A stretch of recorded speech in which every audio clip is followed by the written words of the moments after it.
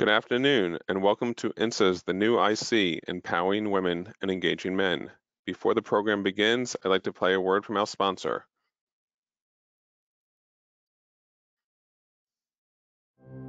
Where is possible?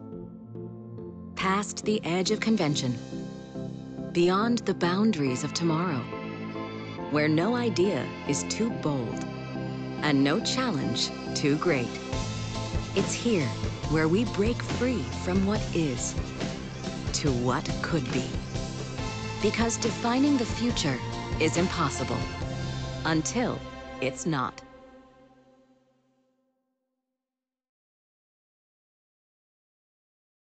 I'd now like to introduce INSA President Suzanne Wilson-Heckenberg.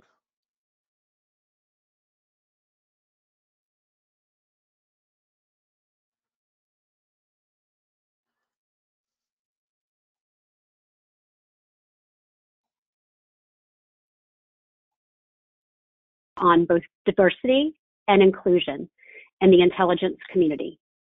This is our third year putting on this program, and the topic has only grown with more importance. When we first started to develop the programming late last year, I would never have imagined we would be hosting this event virtually and not in April as we had initially planned. However, the silver lining is that this virtual format has enabled us to expand the event with over 1,000 virtual attendees today. It is critically important that the IC, which is charged with providing informed, objective insights into foreign countries and cultures, draws on all Americans' viewpoints and perspectives. The American people's diversity of national origin, religion, race, neurodiversity, and gender is a tremendous resource. It makes our society richer, stronger, and more robust. However, as the events of the last few months have made clear, we can and we must do better as a community and as a nation to demonstrate that all Americans are valued. I am inspired by the record-breaking turnout today. And here with me is INSA Chairman Tish Long, the first woman to lead a major U.S. intelligence agency and a mentor to both men and women who have chosen intelligence community careers. Tish will offer some brief remarks, and then we will get to our keynote. Tish, over to you. Thank you, Suzanne. As the program title attests, it is critical for both women and men to be engaged in moving the intelligence and national security communities forward. Study after study shows that a diverse workforce attracts better talent, produces better decisions, and drives innovation. It is not only a competitive differentiator, it is a national security imperative. And yet we are still struggling to get it right.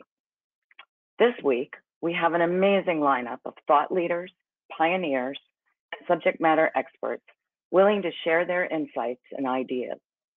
We hope you walk away with actionable tools you can immediately put into practice in your daily lives and within your organizations.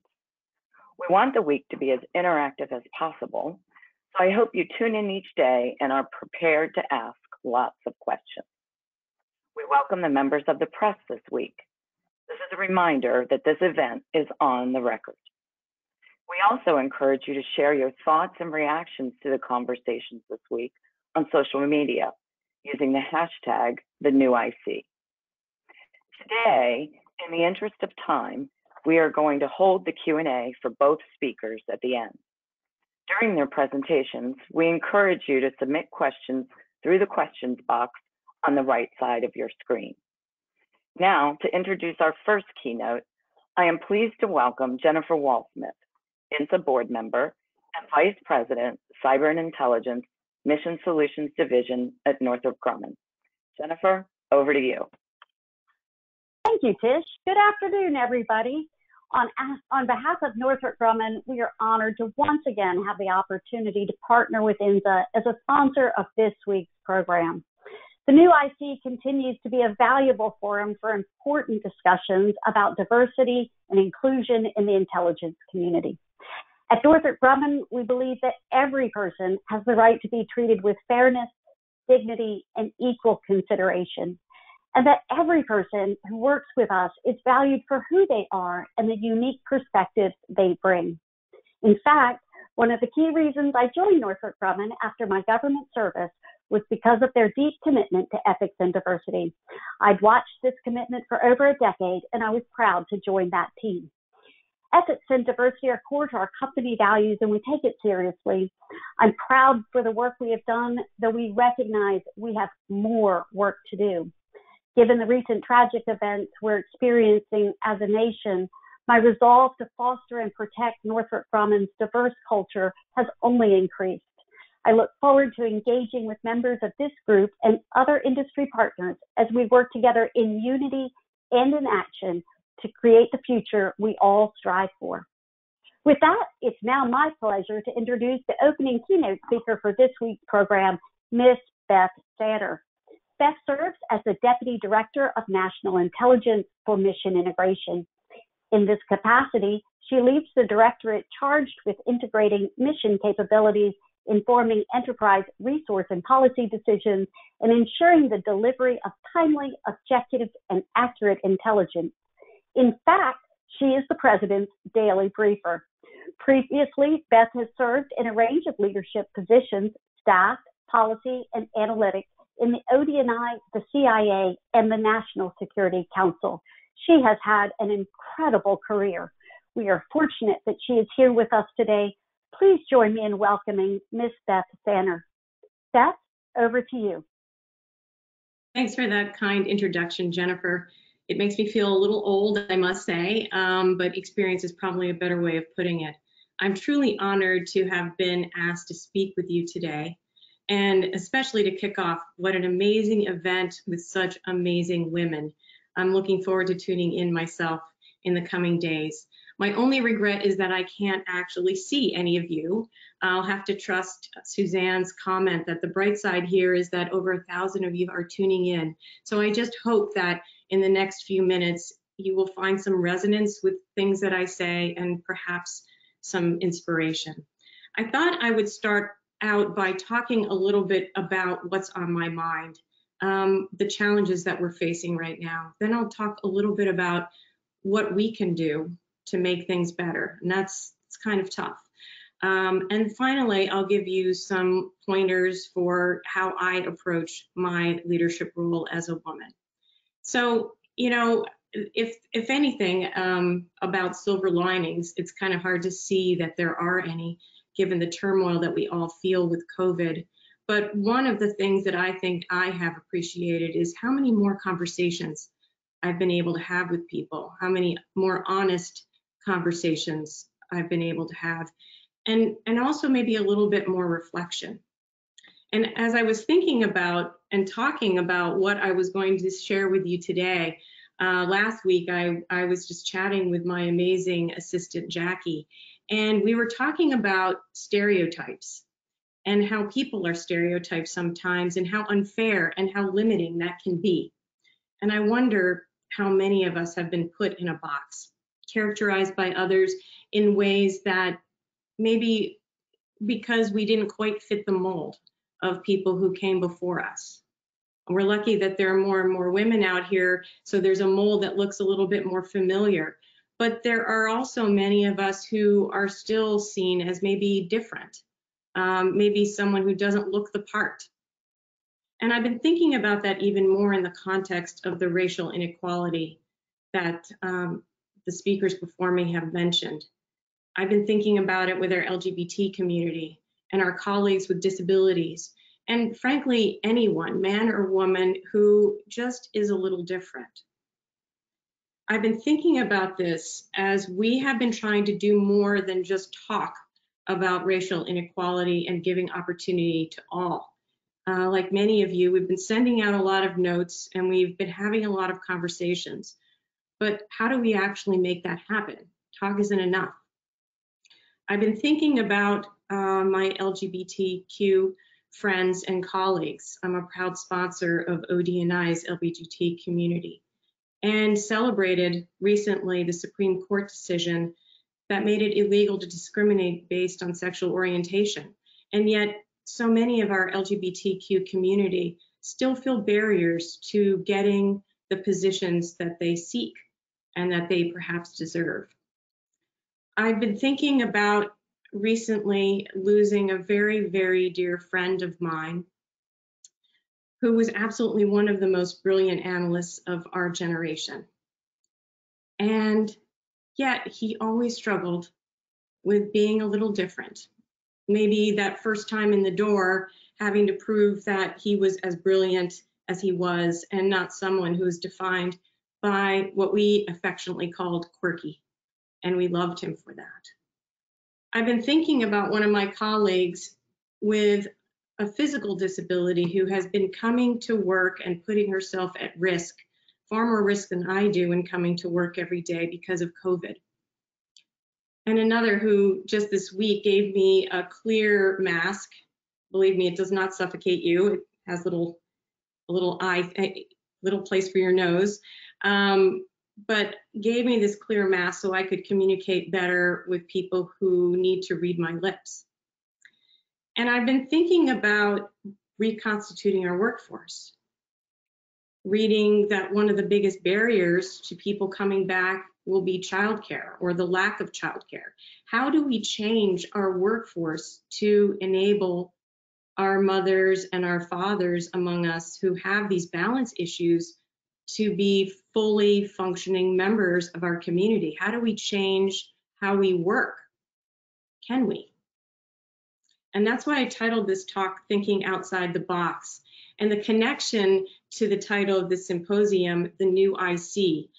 And that is because I truly believe we must think outside the box about spotting potential, about providing opportunities, about giving support to people who don't fit the previously defined molds.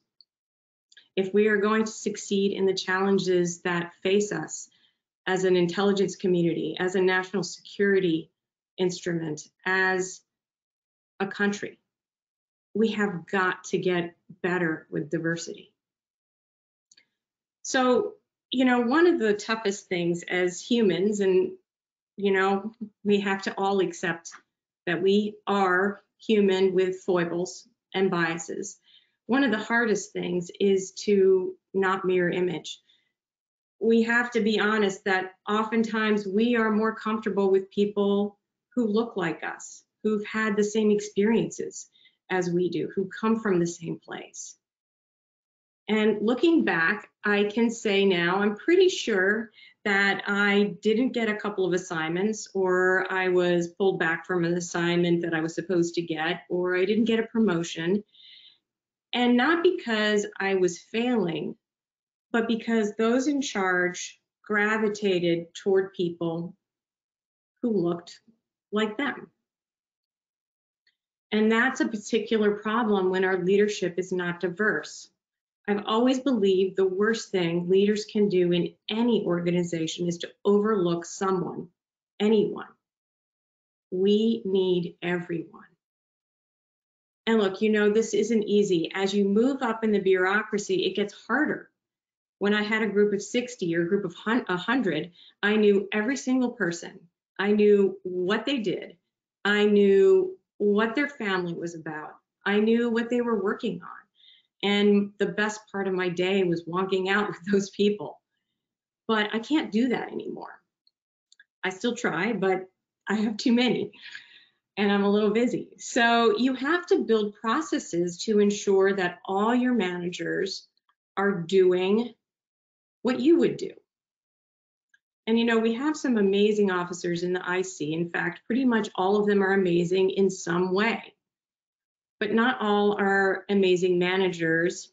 And even those who are really good might have inadvertent biases. So you need processes in place where you are talking as a group, where you are bringing diversity to the table in conversations, not about promotion, but about paths to success, about spotting and assessing talent and giving people opportunities. As leaders, you should challenge the views of your subordinates about people's potential.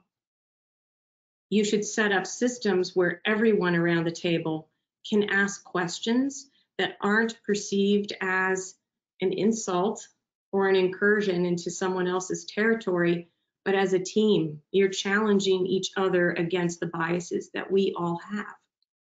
You cannot accept one manager's view of someone. I have found this from experience. Even that manager who is actually really good with a lot of people. This is the case particularly for someone who doesn't look like them. One thing that I think we need to keep in mind is that people who might be outside the box sometimes bring strengths that others have not developed. Think about how hard it is to be that person of color, maybe the only or one of the few people of color in the vault, maybe a single mom, maybe someone who speaks English as a second language, maybe someone with a speech impediment or a physical disability or some other disability that might be hidden. Think about how strong these people might be. Think about whether they have a perspective that is different and valuable. Are their skills, their knowledge, their insight readily available to you? Are you asking the right questions? So what does it look like to provide opportunities for all? It means not creating barriers for them based on what a person's been doing or what we've been doing. It means figuring out each person's potential for how they get the experiences they need to where they want to go.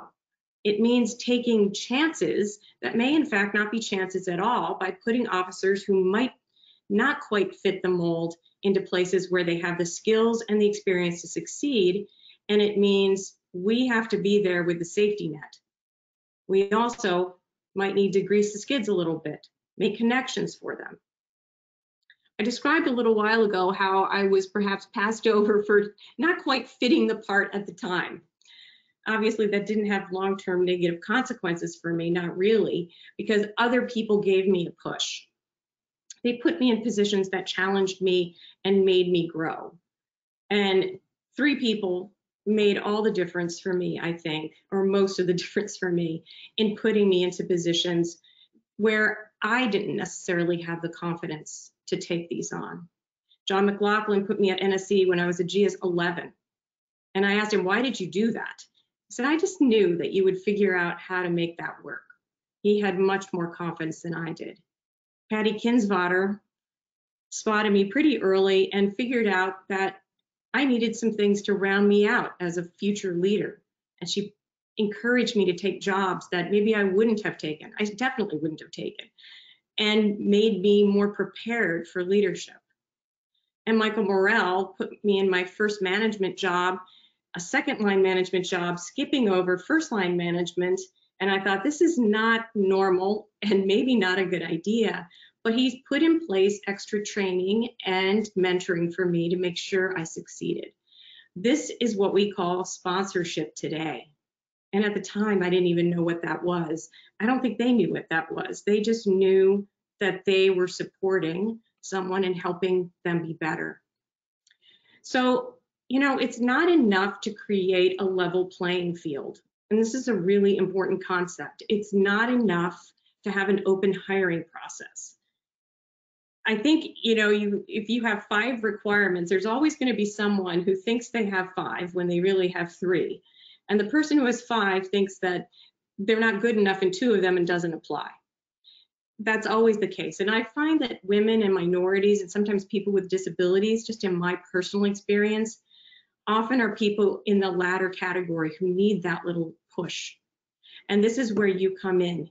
You need to find those amazing people and give them the experiences that they need to build their expertise so that they can apply in the future. You have to plan, and you have to have processes that plan. And you need to find time to do that in this busy world. I think that's the hardest thing. Maybe we all know these things, but we don't follow through. At this moment in history, more than ever, we need to make sure that we are doing everything in our power to open up opportunity for everyone. There are too many people who feel left behind, who feel they can't reach their potential because of who they are and what they look like, not because of what they can do. And in doing so, we have got to get past the mindset that it is a competition. There is room for all of us to be heroes. I promise you. And the thing I love the most is when someone else tells me that a colleague is amazing. You get huge credit for that. So the question I would ask you to ponder today is, to whom can you give that little push? Will you be someone mentioned in an INSA speech 10 or 20 years from now? So the last minute I have here, I want to share some thoughts about being a female leader and talk about hidden strengths. You know, I don't know if I'm special or different. I think lots of people have these things. But for me, it's about seeing each person as a human being and recognizing the challenges that they face. I have found that listening allows us to be heard. I truly also care about everyone with whom I serve, and if you are not ready to put other people first, you are not ready to be a leader. I've also allowed people to help me, not necessarily by choice, but when I got cancer 15 years ago, the people who worked for me very gently allowed me to ask for help and accept help. So for me, being real, which includes being vulnerable, is the secret sauce. And it is so easy because I get to be myself. I get not to be perfect all the time. And I get to be honest a little bit when things aren't 100% okay. So I leave you with this thought in closing. Be yourself. It's okay not to be perfect. It's okay to need help sometimes. You are where you are because you have something to offer. Go with that. Feel confident in that. You can do it, but not alone. Thanks for spending this time with me.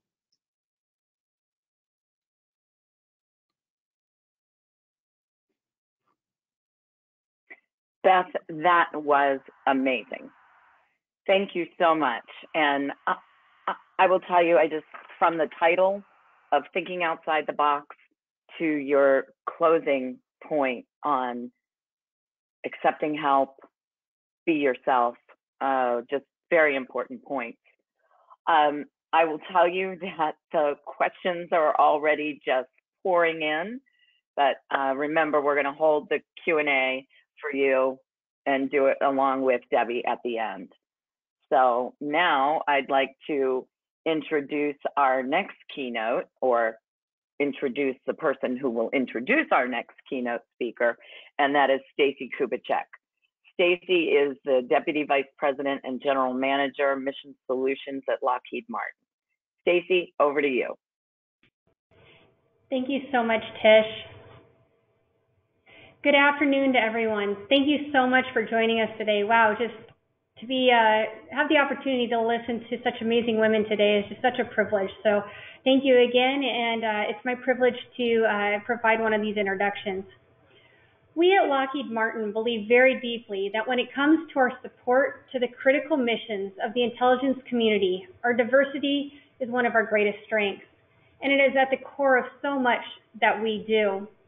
Our differences truly make us stronger together.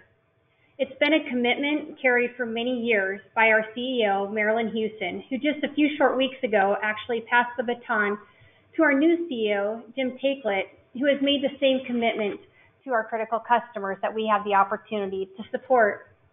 And so, as we have now for several years, Lockheed Martin is very proud to again be a sponsor of this week's program on the new IC. It is my pleasure to have the opportunity to introduce our keynote, Deborah Lee James. Secretary James was the 23rd Secretary of the Air Force, only the second woman to lead a U.S. military service. In this role, she was responsible for the welfare of more than 600,000 active duty, Guard, Reserve, and civilian airmen and their families, and for preparing the Air Force to better address challenges of great power competition across the globe, challenges which require great creativity and diversity of thought and perspective. Ms. James recently wrote a book, Aim High, Chart Your Course and Find Success, sharing her formula for success using challenges to grow stronger and staying true to oneself and goals. This is relevant now more than ever, with the challenges and opportunities that lie ahead for all of us. With that, Debbie, thank you for honoring us with your presence today, and welcome. Over to you. Thank you so much, Stacy. And I also want to give out a shout out to Tish and Suzanne, the entire INSA team. This has been so far fantastic. Beth, I totally agree. What a fantastic job you did. Very, very inspiring. And like you, I have been really looking forward and being anxious about being able to be part of this. I'm grateful to be part of this INSA conference, 1,000 people. That too is amazing. And like you've heard others say, this is a really, really important topic. This is obviously a gut level topic to me, this notion of how do we empower women, engage men, and really embrace the diversity that each and every one of us brings to the table. As you heard Stacy said, when I left the government about 3.5 years ago and now became a retired Secretary of the Air Force, well, you know, what does a retired Secretary of the Air Force do? Well, it turns out a number of things, but one of the things I had always wanted to do that I had never before done in my life, I wanted to write a book. And I decided early on that I wanted to write about something that I knew quite a bit about.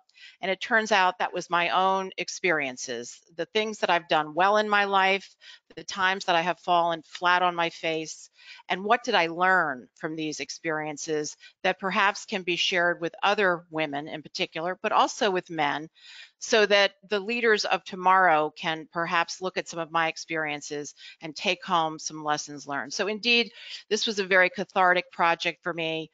It's personal stories, and there are lessons learned from each of these personal stories. So what I had hoped to do today, as I was trying to think through specifically my topic and what I wanted to share with this audience, I wanted to try to summarize some of my key takeaways, things that I feel like I've learned over the course of almost 40 years of my working life in the national security space.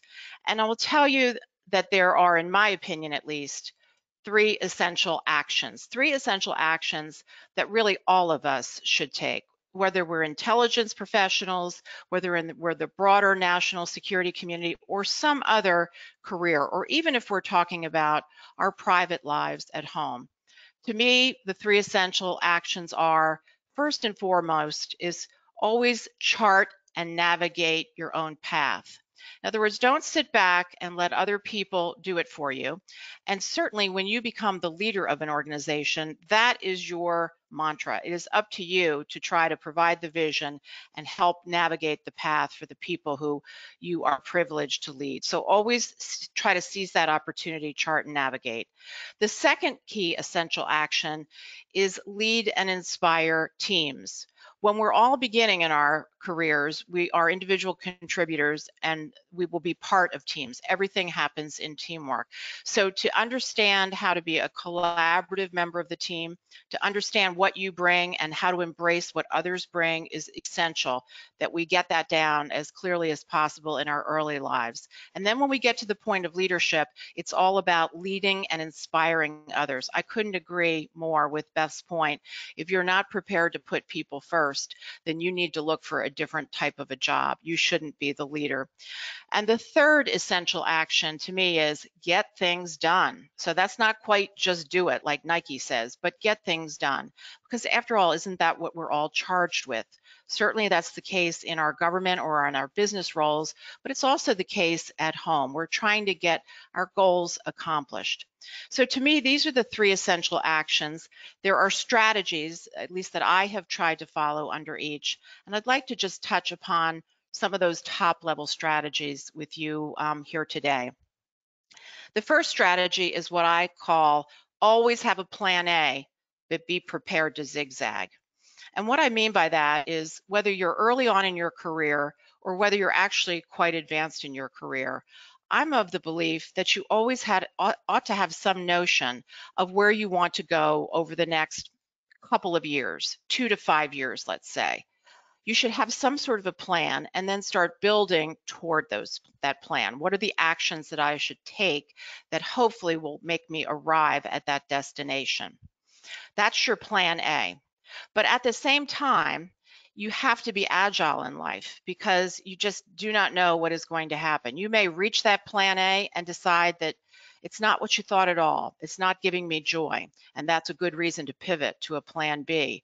Or if you're like me, a number of times in my career, I did everything I thought were the right actions, but for whatever reason, I didn't get selected for that dream job. And at first you crash and you feel like you're going to burn, but eventually you have to get up and you have to pivot to that plan B. And in some cases, that plan B can turn out to be even better than the plan A that you originally anticipated. You just have to open your eyes and walk through some new open door and take perhaps a new risk. And then the third reason to pivot is you may be perfectly comfortable, certainly as I was much later in my career when I was a business executive at SAIC, and then suddenly out of the blue I got a call which provided me with the opportunity to go back into the government as the Secretary of the Air Force. I almost didn't take that job because I was comfortable and I was somewhat fearful of the risks that were out there. But at the end of the day, I pivoted to that plan B, and it turned out to be the best decision I've made in my professional career. So make a plan A, but prepare to pivot to plan B and do that zigzag. Secondly, I want to footstop Beth's point about mentorship. Mentorship has been extremely valuable to me as well, and it's extremely important also that when each of us gets to the point where we can pay it forward, that we do that for other people. But I'd like to suggest to all of you that go on the offense when it comes to mentorship. I have also had opportunities where people have come to me and somehow seen something in me and given me an opportunity. But then there's other times when I've gone on the offense and I have sought out people and not quite asked them to be my mentor. But a great way to get started is to ask someone you admire to have a cup of coffee at their convenience. And please tell me about your career and some of your lessons learned, because I aspire to follow in similar footsteps someday. You'll be surprised. Lots of people, if you're patient, are willing to give you that half hour and a cup of coffee. And sometimes a great relationship can ensue from that. So get a mentor, be a mentor when you're ready, pay it forward. The third one for me is hang in there as best you can with positivity, even when the whole world seems to be exploding around you. And I know that's a lot easier said than done. And sometimes, well, I'll say always, particularly if we're in the midst of a really bad patch, we've got a terrible boss, we're in a tragedy situation, perhaps at home, we need to take time to grieve and to work through that. But I always say, try as soon as you are able to get back on your feet and start to exercise some of those muscle movements that allow us to be positive in our lives. Things like remember that things can always be worse, and remember to be grateful for whatever the good things that we have. And all of us do have good things that we can remember. It's also important to remember that no matter how bad you feel at this moment in time, given whatever you're going through, that it will get better with time. It may not completely resolve and you may never feel 100%, but it won't always be as bad as it is today. And then lastly, when you're dealing with difficult people, try as hard as you can to figure out what is driving this difficult behavior. Because more often than not, and I have found this to be the case in the workplace, when you come up against a boss who is either capricious or micromanaging or is some way acting in an abusive verbal way, I have found that this almost always relates much more to that boss than it does to me. Almost always it's about that person's insecurity, more so than it is about me. And if you can simply understand that, you'll at least be able to not take that behavior quite so personally and be able to hang in there with that inherent positivity that most of us have.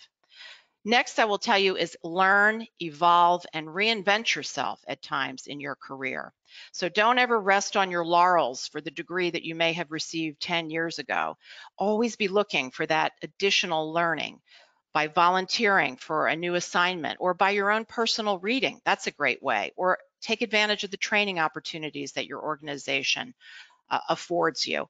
Learn, evolve, reinvent. Don't ever allow your career or your knowledge to stagnate, because you will stagnate if you allow this to happen. Next, I would say is what I call speak up and listen deeply. And this is the power of communications. as we are younger in our careers, focusing on our technical capabilities, the competence in our individual contributor roles is everything. But as we go up through the leadership chain, inspiring people, leading people becomes a huge part of it. And to do that well, you have to be able to communicate well. That means polish your skills for your written communications. For your verbal. Be a clear, concise writer always. And don't forget, at least half of communications, and I do think a lot of people forget this, at least half is active listening. You'll be a more empathetic leader if you can learn to understand a bit better where other people are coming from, and again, what is perhaps driving their point of view that you may not see at first glance. So that's speak up and listen deeply. And then the final one I will give you here this afternoon is always play to your strengths, but do so in the framework of a great team. Now, what do I mean by that?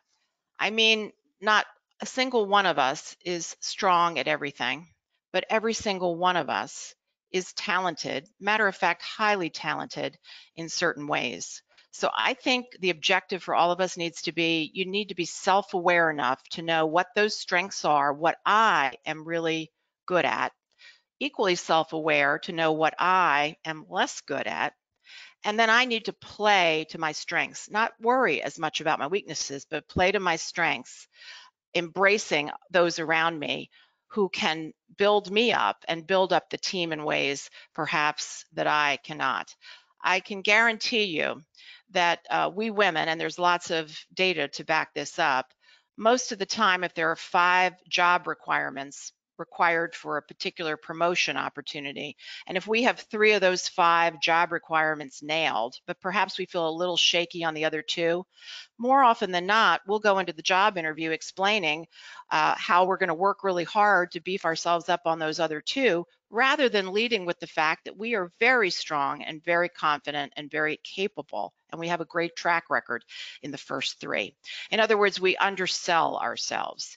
So I'm not suggesting we ever lie about weaknesses, and I do think it's important to build yourself up and keep learning, keep improving in ways that you're not so strong. But for heaven's sakes, don't sell yourself short. Play to your strengths, know what they are, and embrace the rest of the team who probably can bring those other strengths to the table. That's what teamwork is all about. And in brief, again, I want to thank you all for joining in today and throughout the week. And I very much appreciate being included in this INSA conference. So let me now turn it back over to Tish, and I look forward to everyone's questions. Thank you.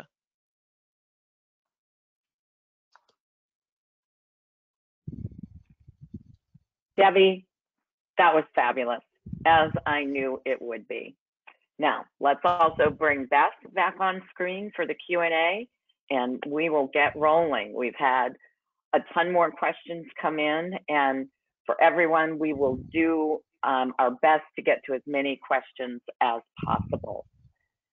So, Debbie, you actually answered a number of the questions I had teed up in my mind from your book, Aim High, which is a terrific publication. But one thing that you didn't talk about, and you do highlight in the book, is work-life balance. So how did you do that in your career? I mean, it just all of the many positions that you had and having a family. How were you able to do that? Well, the first thing I would tell you, Tish, is I didn't do it perfectly. And there were many days where I felt wrought with guilt, either that I wasn't doing enough at home or I wasn't doing enough on the job. So what I'm about to say now, I say from the perspective of being a much older person and literally reflecting back over my life. But after all, that's what we older people do, right? We try to give advice to the next generation coming around. So the first thing I would tell you is, just like all of us are very, we're focused on the job, what are the priorities? Designate your priorities. And wherever those priorities lie, that's where you should spend most of your time. Well, in a way, duh, it's the same way at home. Not everything at home is equally important as everything else. So, obviously maybe housework, some people love to cook, other people don't, but the children, if you have children, is going to be the most important. Your spouse or your significant other, your relationships in life. So this is where, we have to sort of gear our heads, focus on the priorities. And if you either let the other stuff go or minimize it. Don't spend a lot of time on it. And if you're fortunate as I was, I had resources, I was able to hire childcare. I was able to hire, people to help in various things, house cleaning. So outsource it if you can, but minimize it even if you can't, and focus on priorities. The second thing I would tell you, and I learned this through the years, is there ain't no such thing as perfection. I heard Beth say that as well. So try as best as you can. Forget about looking at the Facebook and the Instagrams where everybody looks happy and healthy and well fed, and people take pictures of their gourmet dinners that they prepare. Realize that some of that isn't even so. We always put up our best pictures and our best selves. Nobody is perfect. And so let go of some of this guilt. The guilt only is a negative for us. It can literally make people sick. It can be, extreme in some cases. So just try to gear yourself psychologically to let go of the guilt and understand that perfection is not there.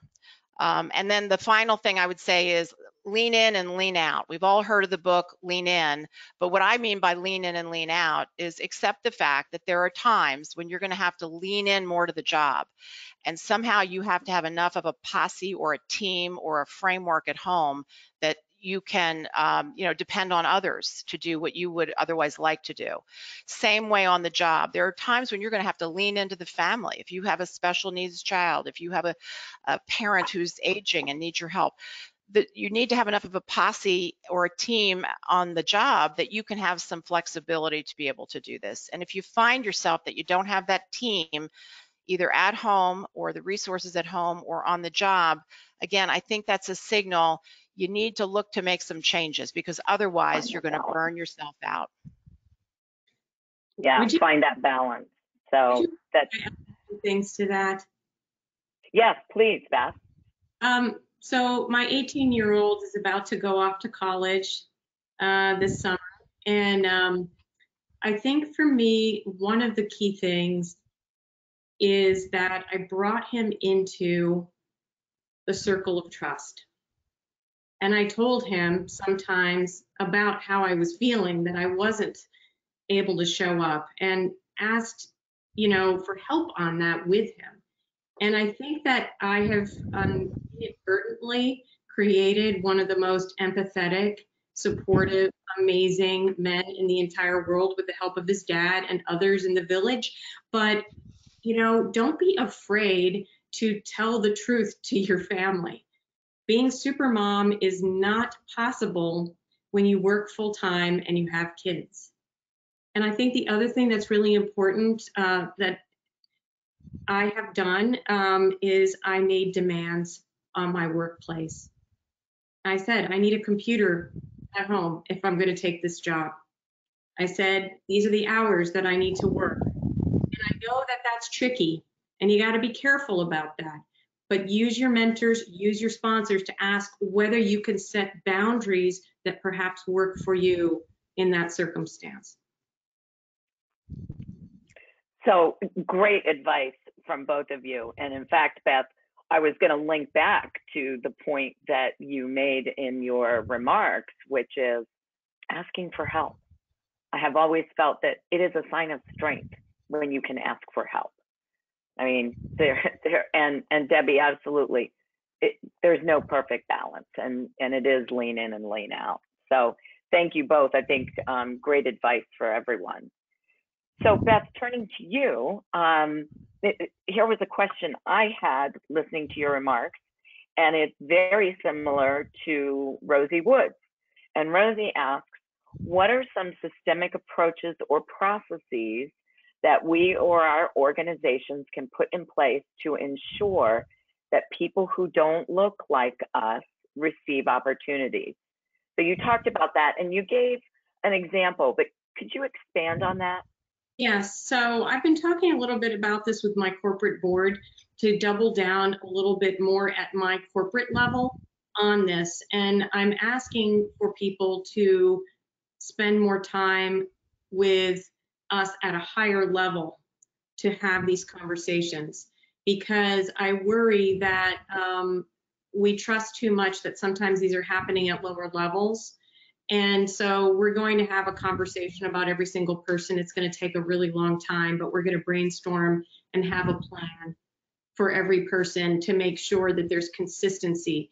Because, you know, some of our managers are great at this and they have plans for people and they have the conversations and it all goes great. And then some don't. And we, you know, that's how people fall through the cracks. But I am also using our MAG, our Management Advisory Group, to help advise us about how to incorporate more of these things and put them in place. But we have, you know, like all organizations, we have leadership programs where we're asking people to participate, not just waiting for people to participate. And we just have to take chances. And I don't want to talk about necessarily some of those things that might be controversial, but I can tell you that I have put people in positions that others probably wouldn't have. And, you know, you should be someone like that. So you have to have institutional processes, but you also have to be that person who is putting your reputation on the line for people. Terrific, thank you. Tell you, there's no silver bullet. If we had one, we would not be where we are right now. Very true. And I think also that gets to a point Debbie was making, which is play to your strengths. Well, what you're saying is find those strengths in others. So bring everyone around the table and have that conversation. So great. Let me, Debbie, turn back to you. Again, playing off your remarks, we got a question from Elizabeth Stewart. How do today's leaders who have been groomed to be excellent individual contributors shift gears and suddenly become I'll say two things, the people leaders instead? That how do you move from being that individual contributor to that team lead, team contributor and team lead? Well, I'll tell you, again, in a way how it happened for me. First of all, I will tell you, I wanted it. I aspired to do it. I made that known to people. I kind of went out for it. The second thing that I had to do, which was absolutely excruciating for me, was polish those communication skills and get comfortable in public presentations. I will never forget the first time that I was thrown in front of an audience of and it happened to be thousands of people. I was literally subbing for the chairman of the House Armed Services Committee, a speech he was supposed to give, and I ended up being thrown into the mix. I had to write it. I literally stayed up all night practicing it. By the next morning, I almost called in sick, and I would have, but I was so afraid I'd get fired that I pushed myself forward.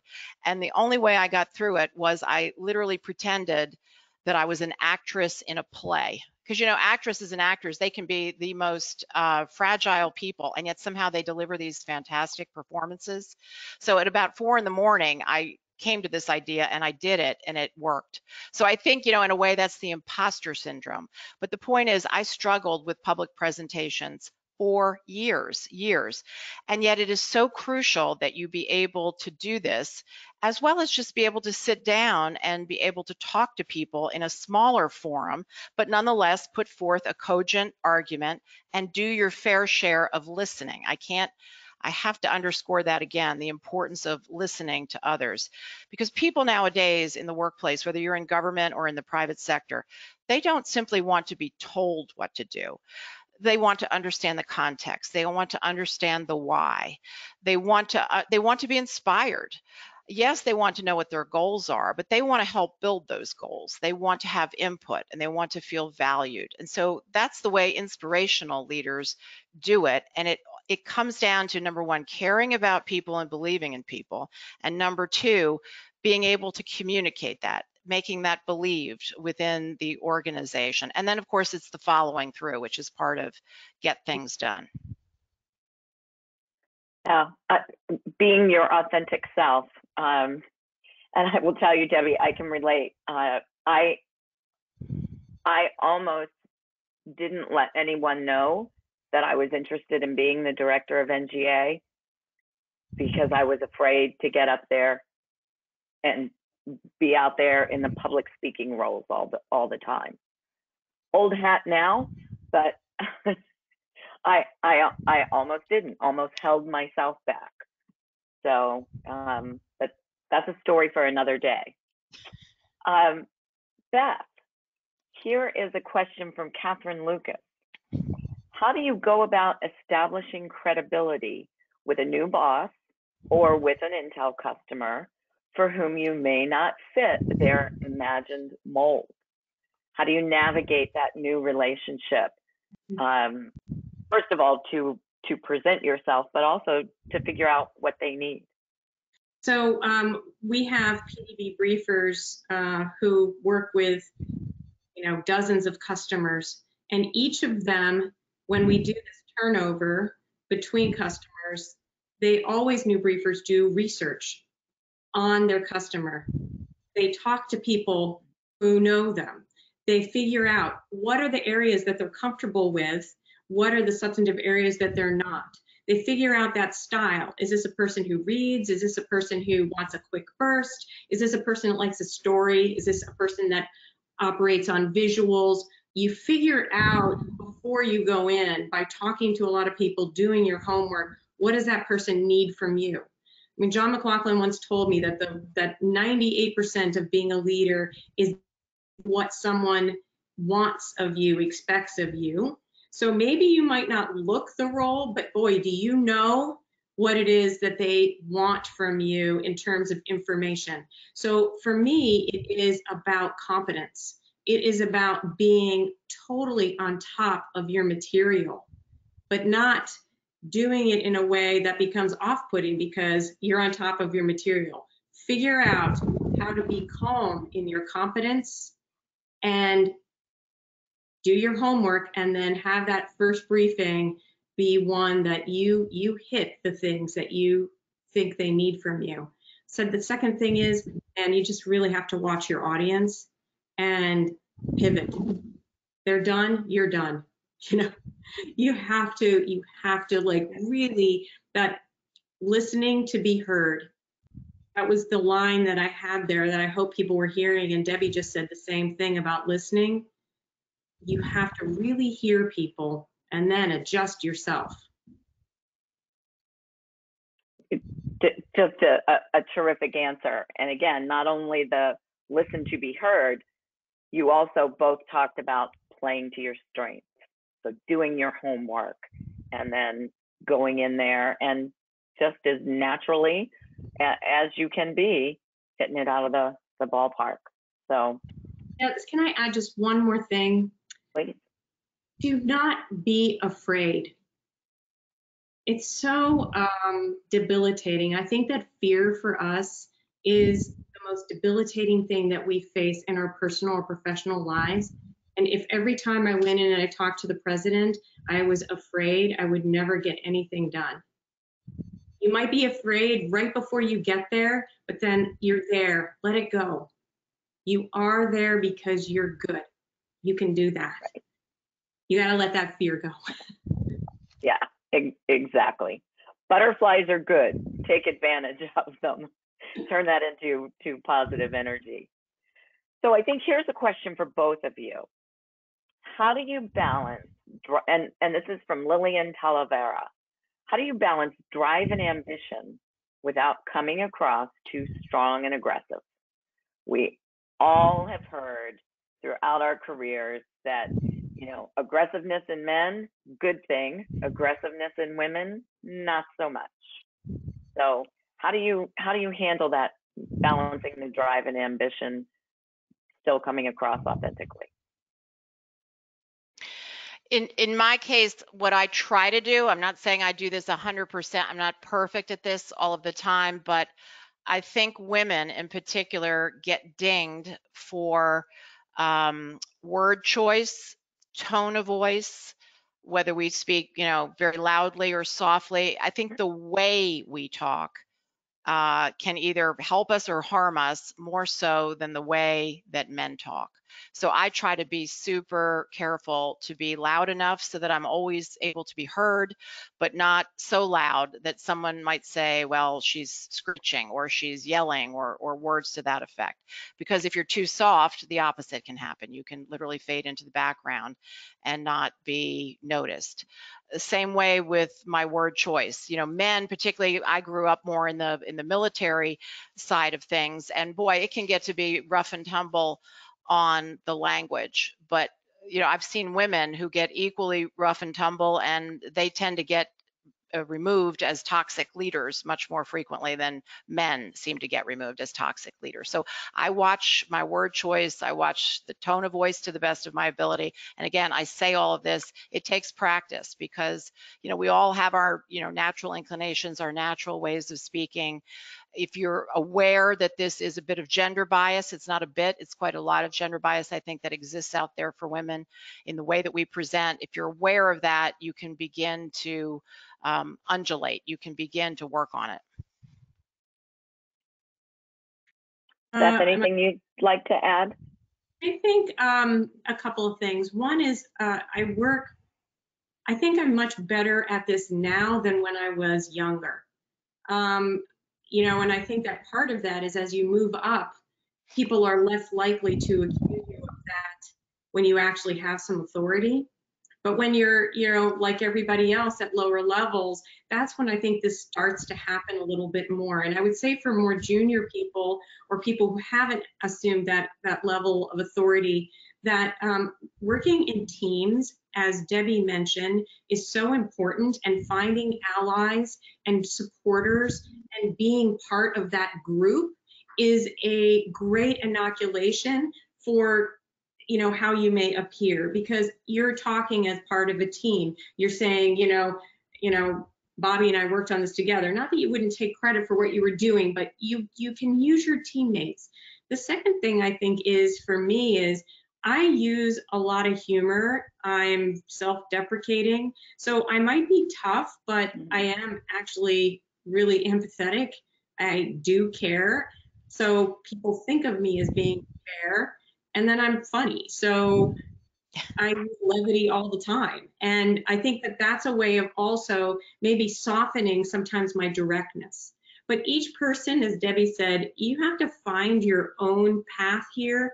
And what I really recommend is, people around you who are really good at this, men and women, watch them and emulate them, take parts of it for yourself. Yeah, great advice from both of you. Beth, I was going to add the ally piece, getting to our engaging men part of this week for all the men who are listening in. There's a great study that Brigham Young recently did that is about being sponsors, being allies, that women not only need a seat at the table, they need a voice at the table. And so reinforcing, for you men out there, when you're in a room and a woman is speaking, reinforcing her point. Because again, we've also all been in rooms where a woman will say something, be ignored. 5 minutes later, a man says the same thing, and everybody says, "Oh, great idea." It is real. It is. And so as we engage men, reinforcing what some of your coworkers are saying can be a big help. And also women reinforcing other women. So Beth, to your point on being a part of a team and working as teams, terrific. Well, I hate to say this, but we are running out of time. So I want to give both of you just a final, any closing thoughts for our audience. I wanted to just make a point, if I may, about something you just said, Tish. And again, I'm so grateful that everybody is listening in today. But if I have my statistics about right, we have about 20% of the audience today who are men. And I wanted to maybe say a special thanks to those men who were not scared off by a conference which was entitled Empowering Women in the IC. I bet this is the case for Beth and you, Tish, as well, what I'm about to say. All of our mentors, or all of my mentors, let's say, coming up through the ranks, they were all men. So it's great that women are now rising more to the top and are able to pull other women up and mentor other women. Women need to support women, and that hasn't always been the case. It's happening more now. But men need to keep supporting women as well, because we are still in a very heavily male-dominated environment. Now, the last few months, we have been talking, and quite rightly, about racial injustice and the things that people of color go through in this country. And I think I know it's been an awakening for me in ways that I clearly didn't understand before. I understand better now. If we were to have had this conference a year and a half ago, we might be having a similar conversation about the Me Too movement. So that has now left the headlines a bit. It'll be back. These things ebb and flow, and they come and go. But I just remember in the height of the Me Too movement, there was plenty of men who would remark to me, well, I'm done mentoring women because I just don't want to possibly put myself in a position where I could be accused of this or that. And I would always come right back at them and say, please, please don't do that. What you need to do, and this is kind of my final point, is men need to continue supporting women and simply do with women that which you are going to do with men. Do it equally. So in other words, if you're not comfortable going out to dinner and drinking, well, then don't do it with men either. Have lunch in the office or do something of that nature to engage with your mentee. But for heaven's sakes, I want to thank the men for continuing to engage, keep on mentoring women. Just do it in an equal manner as you would a man in the workplace. Absolutely. Beth, any closing thoughts from you? I was going to say the same thing and thank all the men out there because, like both of you too, I think that there are very fewer number of women who helped me along the way. And, honestly, there were some who actually didn't help me or worse. And I think those times are generally past. I'm really hoping. I feel that. I don't see that like I experienced it growing up. But I think we have to have these honest conversations with each other about those kinds of things, about racial inequality, social justice, Me Too. Thanks for raising that, Debbie. This is, to me, is the time when we have to be able to say things to people that we were afraid of saying before.